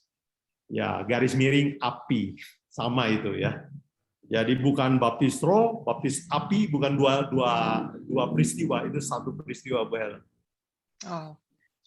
Soalnya ada yang bertanya kepada saya dari denominasi lain, apakah baptisan api itu seolah-olah pemurnian iman dengan adanya kan di dalam kehidupan itu akan banyak sekali kesulitan, kesusahan, dan itu akan memurnikan iman kita. Jadi seolah-olah kejadian-kejadian yang menyulitkan hidup itu adalah baptisan api gitu. Bukan itu ya maksudnya? Bukan. Ya, itu proses pemurnian iman ya. Tapi baptisan api itu maksudnya baptisan Roh Kudus. Oh, ya. Okay. Ya, memang kalau orang baca satu ayat bisa tafsirkan macam-macam ya. Saya khawatir jangan sampai ada yang bilang baptisan api harus masuk ke kompor atau masuk ke dapur api ya. Kalau penafsiran itu lebih bahaya lagi. Nah, kata baptis itu artinya dikubur, dimasukkan, diselamkan ya. Dibaptiso ya, dimatikan. Jadi dimatikan dengan pertolongan Roh Kudus maksudnya. Keinginan daging kita dimatikan. Iya. Baptisan itu ya itu perubahan sifat maksudnya ya. Lambangnya dengan air, buktinya yaitu pikiran dikuasai oleh Roh Kudus. Semoga cukup jelas ya. Pak. Ya, terima kasih. Terima kasih. Ya Bu Helen, betul saya sering dengar ini soal tafsiran soal baptisan roh ya, macam-macam, ada penumpangan tangan ya. Kemudian mereka harus komat kamit dalam bahasa tertentu, keluarin bunyi-bunyi tertentu baru disebut mengalami baptisan roh. Tapi tafsir yang menurut saya Alkitab diterangkan oleh Alkitab sendiri adalah perubahan sifat. Hidup dikenali roh itu baptisan. Terima kasih. Apakah ada lagi yang lain? Saya boleh tanya Pak Buguan? Boleh Bu Evelyn. Tadi ada satu ibu yang bertanya, dia di sebelah kiri, sahabat itu apa, sebelah kanan, dua-duanya adalah profesor. Saya enggak dengar jawabannya karena ada adik saya datang, jadi sedikit terhindar. Apa jawaban Pak Buguan? Iya. Bukan itu pengalaman saya, Bu Evelyn. Ya. Dulu saya diberitahu hari Minggu itu hari Sabat. Oke. Ya. Lalu saya belajar lagi kepada orang lain, dia kasih tahu sama saya, hari Sabat itu hari Sabtu, bukan Minggu. Kan saya jadi bingung. Tanya kiri katanya Sabtu, tanya kanan katanya Minggu. Yang kiri pendeta, yang kanan doktor teologia. Saya mau percaya yang mana? Bingung kan saya? Ya. Saking bingungnya, saya di sini dikasih jawaban, sana kasih jawaban. Saya aduin, ada jawabannya selalu. Karena saya bingung, akhirnya saya memutuskan untuk belajar baca Alkitab sendiri. Waktu itu umur saya 19. Masih muda. Masih polos lah. Dan saya ya. bertekad mau tahu apa sih itu Alkitab. Dan puji Tuhan, Tuhan tolong saya ya. Tanpa bekal ilmu belajar Alkitab, dan saya nyemplung begitu. Ya, jadi baca Alkitab sendiri. Oh ya, saya ingat sesuatu Pak Budi tadi. Pak Budi perlu ingat bahwa ya kan sering orang bilang, oh yang bicara itu adalah hamba Tuhan. Ya, ingat sejarah Alkitab mencatat bahwa kenapa gereja tersesat, kenapa gereja tertipu, kenapa banyak ajaran asing masuk ke dalam gereja. Karena anggota biasa menyerahkan imannya kepada pendeta. Ya, itu percaya kepada manusia. Sedangkan apa artinya iman dalam Alkitab? Ya, Roma 10 ayat 17 kan, iman datang dari pendengaran akan firman Tuhan. Jadi firman bukan dengar pendapat pendeta, bukan pendapat Yomuguan, bukan pendapat si A, si B, doktor, ya, teologia, dan sebagainya. Tetapi firman itu datang dari kata Tuhan. Jadi Tuhan bilang apa? Itulah yang harus kita periksa. Jadi kesalahan sejarah gereja jangan lagi diulang, saudara sekalian. Ya, terima kasih Pak Budi, Bu Evelyn. Semoga ya kita semua rajin belajar Alkitab. Iya Pak, iya Pak. Amin, amin. Thank you. Ayo silakan, ada lagi yang mau bertanya? Ya, tadi sedikit mau nanya sedikit nih, Pak Buguan. Oh iya, Pak Fredrik. Ini saya juga belajar seperti Pak Buguan. Belajar dari nol, nggak ngerti. Ini kita artinya sudah, apalagi orang yang sudah dibaptis katanya dengan roh gitu ya. Jadi bicaranya semuanya kaitannya dengan roh ya Pak ya. Saya pernah dengar, cuma pernah dengar aja, ada satu mungkin pendeta atau apa mengatakan karena kita sudah menggunakan roh, seolah-olah roh kita kan memang harus dikuatkan gitu kan, ditingkatkan gitu ya kemampuan roh kita. Akhirnya kaitannya dengan doa. Maka berdoa itu haruslah dengan roh, bahasanya bahasa roh. Apa betul? Jadi kalau nggak pakai bahasa roh ya seperti kita biasa yang masih belum lulus gitu seolah-olah. Iya, iya. Mungkin salah atau gimana ya? Iya, ya jawaban singkatnya salah itu Pak Fedri. Ya, sebentar saya mau kasih datanya ya. Jawaban singkat kadang-kadang juga susah, ya, apa mungkin kurang dimengerti ya. Saya berikan 8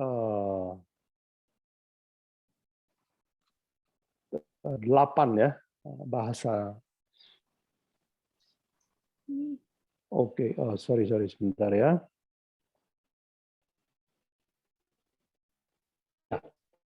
Dalam kalau ini saya tahu yang pendukung bahasa roh biasanya kutip 1 Korintus 14 ya, dan menurut saya orang-orang yang sering berbahasa roh malas untuk belajar Alkitab. Kenapa? Karena selalu mereka menggunakan feeling untuk sebagai petunjuk roh kudus ya.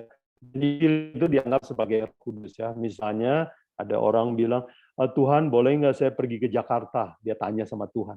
Lalu kalau dia rasa damai sejahtera, berarti saya boleh ke Jakarta. Kalau saya nggak rasa damai, berarti saya nggak boleh pergi. Itu main perasaan ya. Sedangkan tadi kita belajar bahwa definisi iman adalah iman datang dari pendengaran akan firman Tuhan. Iman datang karena membaca firman. Jadi bukan perasaan. Perasaan manusia bahaya sekali untuk dituruti. Perasaan manusia itu menipu sekali ya. Jadi jangan percaya sama perasaan kita ya. Tapi mereka sebetulnya saya dengar tuh ngomongnya dasarnya dari ayat-ayat juga, cuma saya nggak bisa hafal Pak dia ngomong apa. Ya, betul. Mereka menggunakan ayat dan biasanya dikutip dari 1 Korintus 14. Ya, dan saya tadi mau coba kasih ayatnya ini. Oh ya, kalau Pak Freddy mau catat ya. Ya.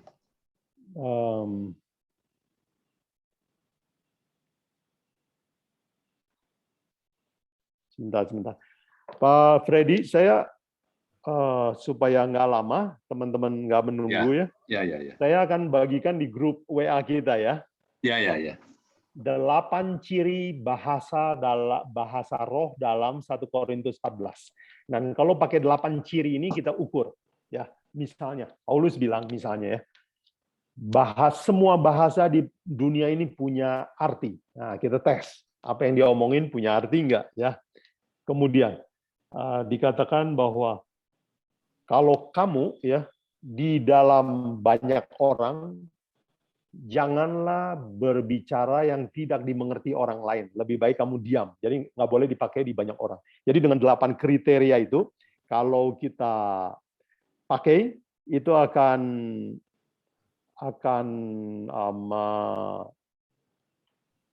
bisa memfilter ya. Apakah ini bohong, ya ini penipuan atau kebenaran ya.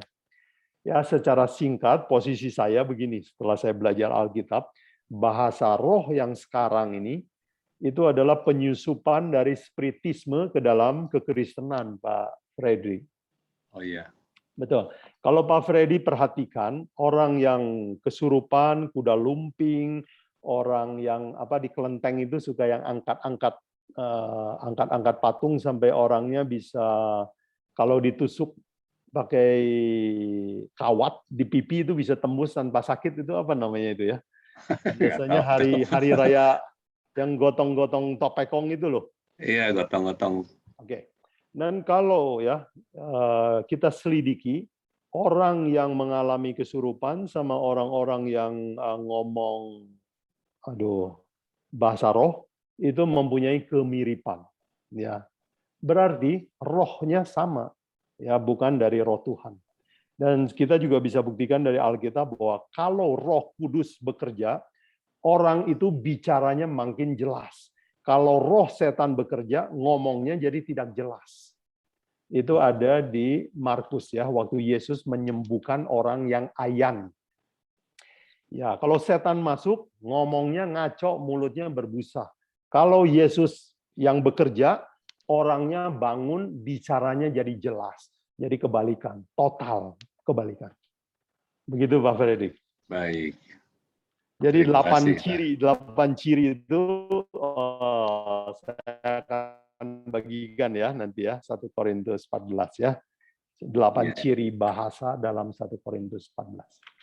Terima kasih Pak. Terima kasih Pak Freddy. Selamat malam. Mungkin saya bisa bantu sedikit aja Pak. Hai, malam. Oh, boleh. Ya, ini Pak Freddy, kalau kita lihat di dalam 1 Korintus pasal 14, nanti Pak Freddy cari lagi sendiri ayatnya ya. Ya. Sebab jika aku berdoa dengan bahasa roh, maka rohkulah yang berdoa, tetapi akal budiku tidak turut berdoa. Jadi apakah yang harus kubuat?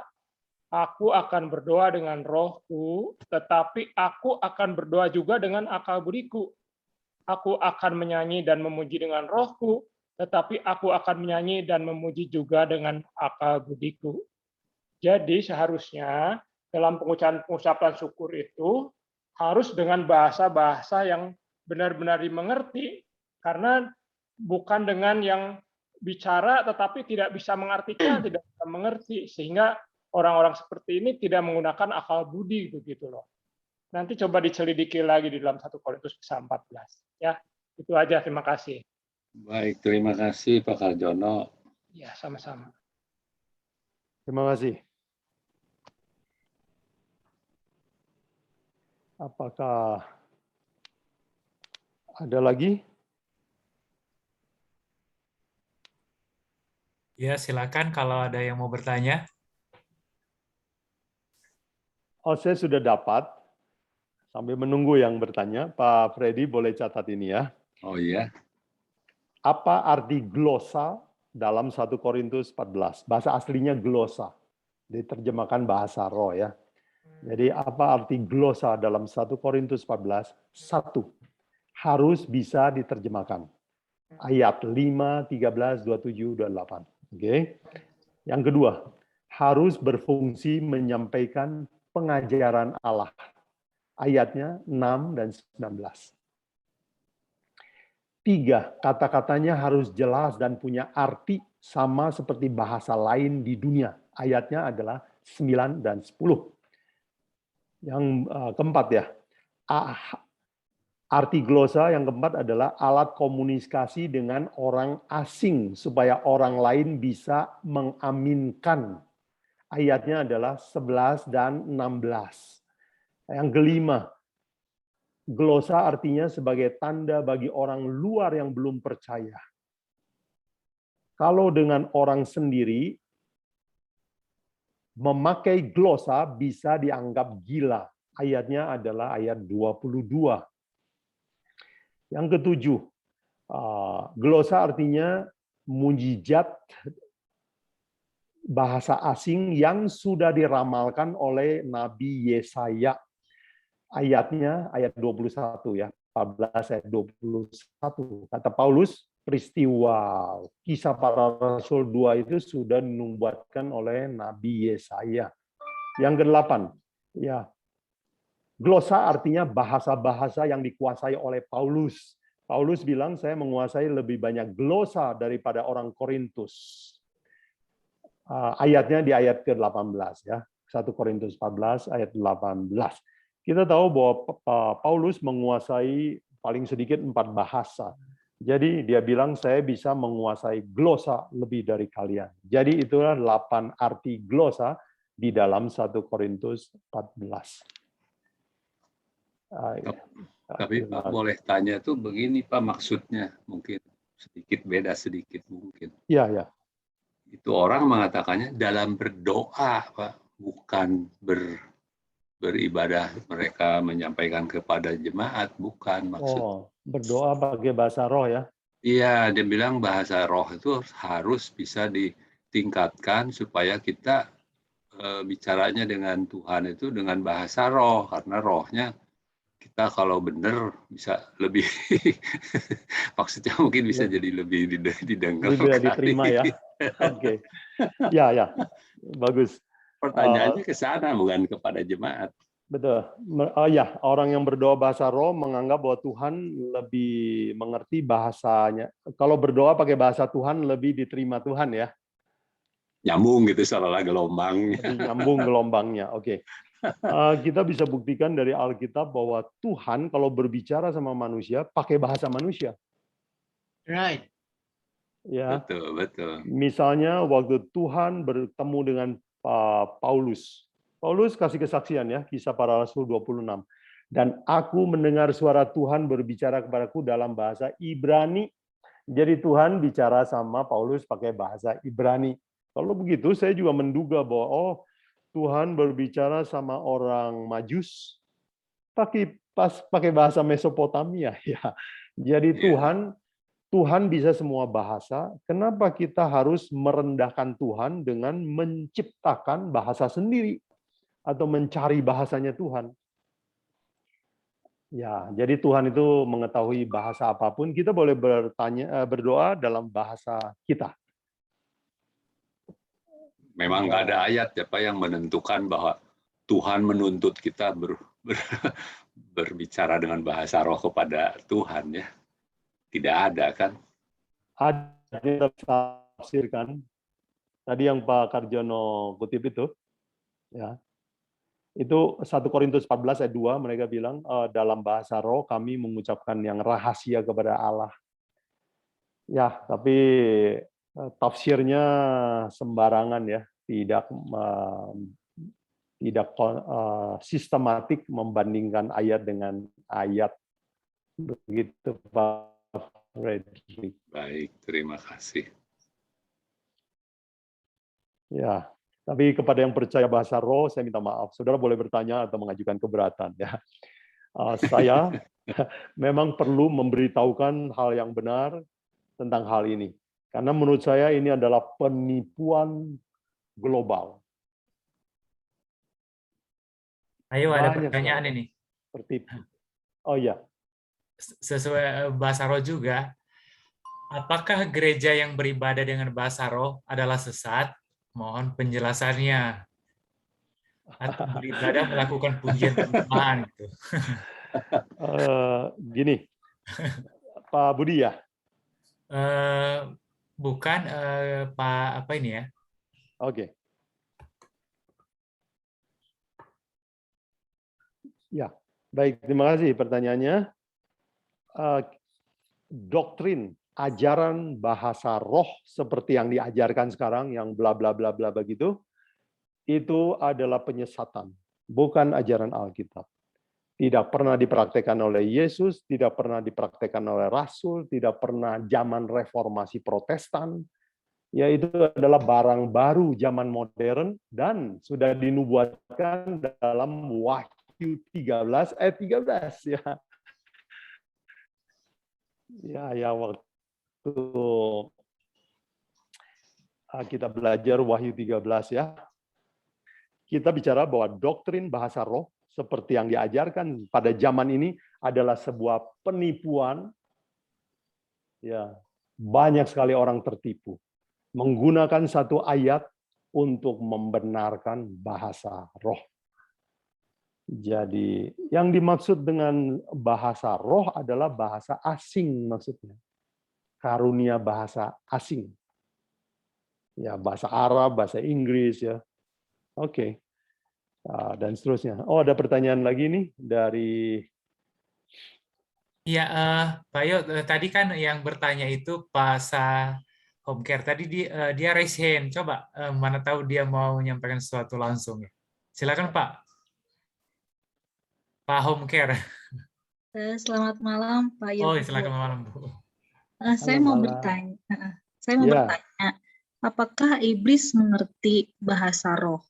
Oh, apakah iblis mengerti bahasa roh? Bahasa ini iblis. saya agak suka jawab juga ini ya. Nah, sekarang gini, bahasa roh menurut saya yang hari ini sejauh yang saya sudah selidiki tidak punya makna. Itu hanya bunyi. Saya bilang, oh itu bahasa bayi ya. Nah, tahu kita cuma tebak-tebak aja artinya karena bayi itu belum bisa berbahasa, oke? Jadi bahasa roh yang hari ini orang praktekkan adalah bunyi, bukan bahasa, bukan. Nah, apakah Tuhan mengerti bahasa ini? Ya, karena bukan bahasa, Tuhan nggak ngerti. Apakah iblis bisa mengerti bahasa roh? Ia juga nggak ngerti. Tapi Tuhan bisa tahu isi hati manusia karena dia baca hati manusia ya. Jadi bahasa roh yang dipraktekkan sekarang adalah sebuah, saya minta izin untuk mengatakan dengan tegas dan lebih gamblang ya, kebohongan dan salah tafsir dari firman Tuhan. Semoga Tuhan menolong kita. Nah, ini pertanyaan dari Pak Budi ya Pak Yo. Saya baca ya. Ya. Ada lagi sebagian orang, baik hamba Tuhan maupun para pendoa, yang sering kali mengatakan Tuhan bicara pada mereka. Lalu bagaimana caranya untuk membedakan apakah yang disampaikan mereka adalah benar dari Tuhan atau palsu? Karena ada banyak hamba Tuhan dan pendoa yang menggunakan keadaan ini seolah-olah mereka mendengar suara Tuhan secara langsung untuk disampaikan kepada seseorang. Apakah ini benar? Ya, bagus Pak Budi tanyakan ini. Ya, hari ini kita lihat banyak orang bilang Tuhan berbicara kepada saya. Ya, seorang pendengar di sini sedang mungkin dalam pergumulan dengan pacarnya. Ya, ada yang baru menggugurkan kandungan. Ya, saya pernah juga hadiri KKR yang begitu dan ditakut-takuti lah. Saya tahu di sini ada orang muda yang sedang begini begitu. Nah, bagaimana menguji orang ini benar atau bohong ya? Alkitab memberikan 5 ujian nabi ya. Kalau seseorang bilang Tuhan berbicara kepada saya, itu artinya nabi kan? Oke. Ya, dan nabi itu harus diuji. Di Alkitab ada 5 ujian nabi. Pak Budi boleh catat ya. Nomor 1, Yesaya 8 ayat 20. Pekabarannya harus cocok dari Kejadian sampai Wahyu. Ya, pekabarannya. Yang kedua, Ya kalau dia pekabaran cuma 1 Korintus 14 terus ya, Matius terus ya, nggak bandingkan dengan ayat lain, kita tes dengan kitab-kitab lain ya, akan kelihatan belangnya. Yang kedua, Yeremia 28 ayat 9, apakah yang dia katakan itu digenapi? Oke. Misalnya Tuhan berkata kepada saya, di ruangan ini ada seorang yang sedang baru menggugurkan kandungan. Saya mau dia berdiri. Ya, kalau Pak Budi mau buktikan harus diselidiki. Apakah benar ada yang begitu ya? Atau dia cuman kasih sugesti? Oke. Jadi nubuatannya harus digenapi. Ada orang bilang bernubuat ya. Minggu depan si A, anggota si B ini akan meninggal dunia. Tuhan memberitahunya kepada saya. Kalau nggak terjadi, nabi palsu ya. Yang ujian ketiga adalah Matius 7 ayat 20. Yesus bilang, lihat buah hidupnya. Saya mendengar banyak pendeta yang bilang, Tuhan berkata kepada saya, tetapi dia lancang mulutnya sama orang tuanya, kasar bicaranya ya, bahasanya dalam khotbah itu seringkali ya tidak sopan bahasa yang digunakan. Yesus bilang, lihat buahnya, lihat tabiatnya.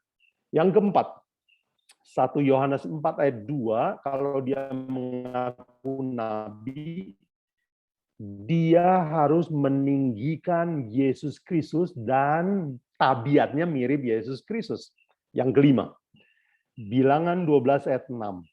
Ya, dia harus mendapat penglihatan dan mimpi dari Tuhan. Ya, orang nggak bisa bilang, oh saya tadi merasa Tuhan berbicara kepada saya. Nggak boleh merasa. Memang harus dapat mimpi, dapat penglihatan. Dan berulang. Ya, bukan pakai perasaan. Jadi itu 5 ciri. Ya, kita menguji itu bohong, nabi palsu, atau nabi benar. Ya. Oke. Itu sebabnya, Pak Budi, kalau saya pribadi, saya menghindari begini.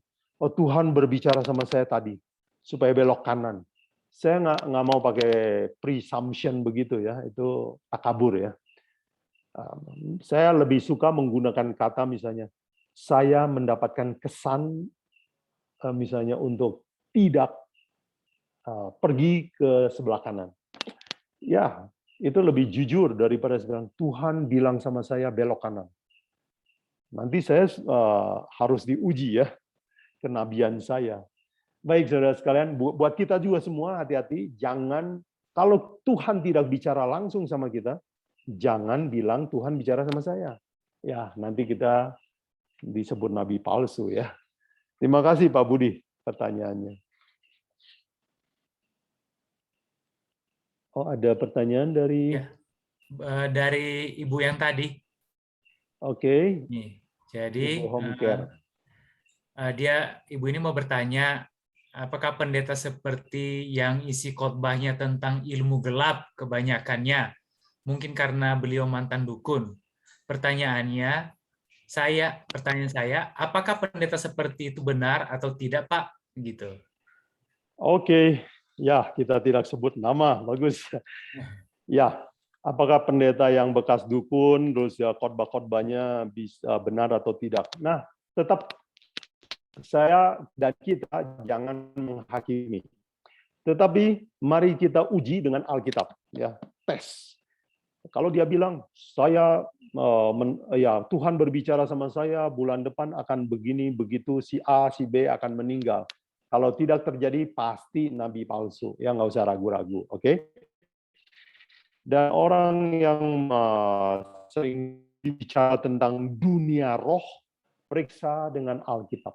Cocok nggak sama Alkitab ya. Jadi uji segala sesuatu kata Paulus ya. Terima kasih Ibu untuk pertanyaannya. Ibu Terry. Itu mengenai ciri nabi tadi 2 dan 4 mungkin. Oh, oke. 2 dan 4 adalah Yeremia 28 ayat 9. Jika nubuatannya atau perkataannya digenapi. Ya, nomor 4. Jika dia meninggikan Yesus Kristus dan sifatnya mirip Yesus Kristus. Oke, Bu Terry. Nanti saya akan share juga di grup WA. grup WA Bible Study Juan ya. Thank you. Wah, banyak yang tertarik dengan bahasa roh ya. Maaf Pak, Pak Buguan tadi suaranya hilang lagi. Oh iya. Wifi saya mati nyala ini. Jadi yang pertama Yesaya 8 ayat 20, kedua Yeremia 28 ayat 9, ketiga Matius 7 ayat 20, 7 ayat 20, keempat 1 Yohanes 4 ayat 2.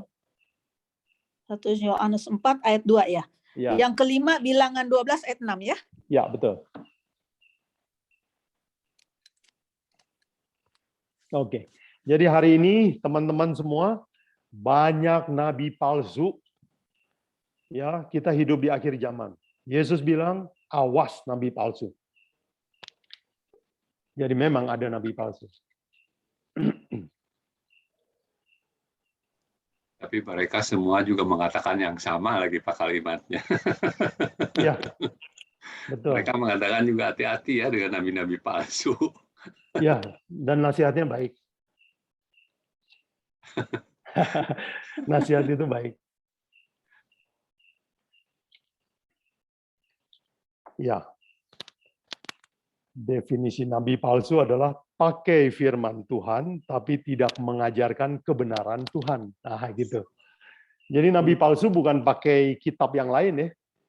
Pakai Alkitab. Permisi sebentar, Bu Guan. Oh iya. Pak Titi. Mungkin ini yang di 1 Korintus 14 ayat 22. Ya. Di situ dikatakan karena itu karunia bahasa roh adalah tanda bukan untuk orang yang beriman, tetapi untuk orang yang tidak beriman. Sedangkan karunia untuk bernubuat adalah tanda bukan untuk orang yang tidak beriman, tetapi untuk orang yang beriman. Ya. Ya, betul. Katakan. Tambahan atau ada pertanyaan? Ya, tambahan. Oh, oke, terima kasih. Ya, bagus. Dan ayat 22 adalah penjelasan untuk ayat 21. Ya, bagus. Ya. Jadi memang bahasa roh itu Tuhan berikan mujizat itu untuk menyampaikan kepada orang luar, orang asing. Orang asing di luar Israel maksudnya. Ya, jadi memang 1 Korintus 14 ini paling disalahpahami ya. Kalau ku comot 1-2 ayat saja. Jadi kita baca pelajari semuanya dan bandingkan dengan seluruh bagian lain di Alkitab ya. Terima kasih. Ayo, ini ditanya Dan kalau lagi. saudara belajar sejarah bahasa roh, oke, silakan. Ini mengenai bahasa roh lagi. Untuk zaman sekarang ini, apakah masih bisa penggunaan bahasa roh? Atau apakah bahasa roh sudah tidak berlaku lagi, Pak? Oke. Ya, bahasa roh dalam definisi Alkitab adalah bahasa asing, ya, bahasa manusia. Karunia berbahasa manusia lain. Dan karunia berbahasa lain ini terjadi pada zaman rasul-rasul. Kenapa? Karena mereka nggak sekolah. Orang-orang tidak terpelajar seperti Petrus kan nelayan. Tapi Yesus bilang, pergilah ke seluruh dunia, jadikan semua bangsa muridku. Jadi Tuhan memberikan mujizat supaya Injil ini pergi cepat ke seluruh dunia. Orang seperti Paulus, kenapa tidak mengalami bahasa asing, karunia bahasa asing? Sebab Paulus ini sekolahnya tinggi. Dia bisa menguasai bahasa Latin, bahasa Roma, dia bisa menguasai bahasa Yunani, ya, bahasa populer waktu itu, dan dia bisa bahasa ibunya sendiri, yaitu bahasa Ibrani, Yunani Ibrani. Jadi itu dia tulis surat-suratnya semua dalam bahasa Yunani kan. Jadi paling sedikit dia bisa 4 bahasa, kemungkinan bisa lebih. Jadi karena dia sekolahan, Ya. Dan karena dia sekolah tinggi, Tuhan tidak memberikan mujizat itu kepada dia. Nah, mujizat bahasa roh ini terjadi pada zaman rasul-rasul, berangsur-angsur hilang. Karena Injil sudah menyebar ke seluruh dunia, nggak perlu lagi mujizat ini. Ya. Apalagi zaman sekarang ya, semua bahasa sudah bisa dipelajari. Ya. Nggak ada urgensi Tuhan bikin mujizat seperti itu lagi. Jadi, kalau lihat sejarah Alkitab, kita baru mengerti, oh, jadi Tuhan bukan mau pamer mujizat.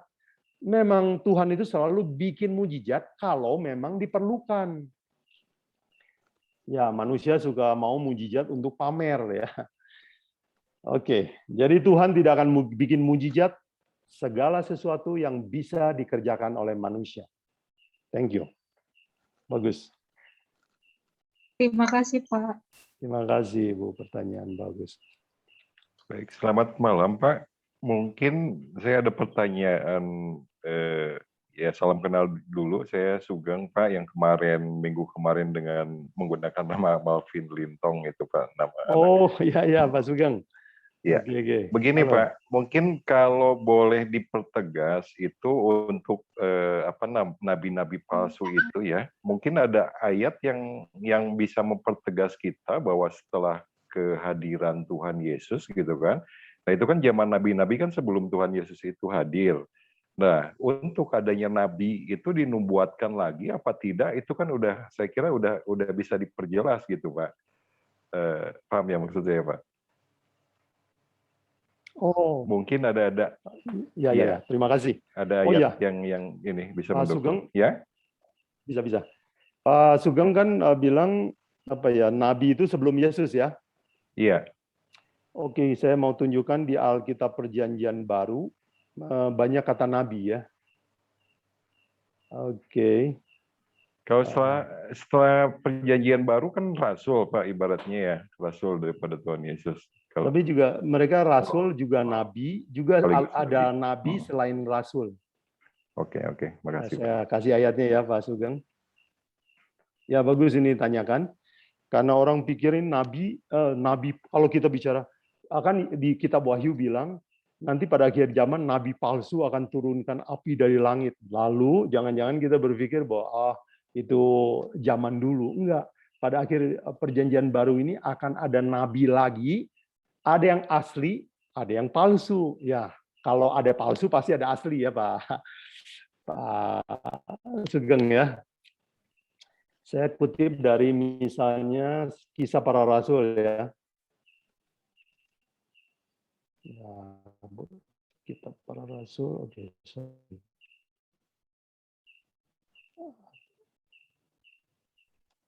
Ya, misalnya Kisah 21 ayat 10. Ya, ada seorang nabi bernama Agabus ya. Kemudian Kisah 15 ayat 32. Yudas dan Silas adalah juga nabi ya. Jadi ada nabi. Dan Tuhan akan berbicara kepada nabi-nabi sampai akhir zaman. Jadi kalau ada asli, ada palsu. Ya, tugas kita adalah membedakannya. Apakah itu cukup menolong, Pak Sugeng, ayat itu? Baik, Pak. Ya, nanti Bapak selidiki ya, kalau kurang jelas boleh tanyakan lagi ya. Baik, terima kasih, Pak. Ya, makasih. Oke. Terima kasih. Wah, saya sangat menghargai nih pertanyaan yang bagus-bagus. Dan kelihatannya waktu kita sudah mulai larut. Saya buka satu kesempatan lagi. Kalau tidak, saya mau serahkan kepada Pendeta Tawaris untuk ditutup. Seandainya ada yang mau tanyakan lewat WA, dipersilakan juga ya. Oke. Oh, Pak Togu, belum kedengaran suara Pak Togu.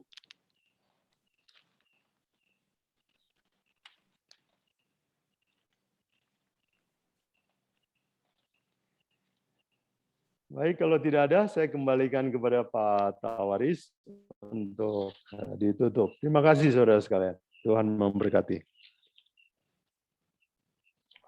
Wah, terima kasih banyak Pak Yobuguan. Terima kasih juga buat saudara-saudara semuanya yang sudah berpartisipasi, baik di dalam memberikan pertanyaan maupun memberikan tambahan-tambahan. Kita tutup proses belajar Alkitab kita pada malam hari ini. Kita undang Pak Robert berdoa untuk kita.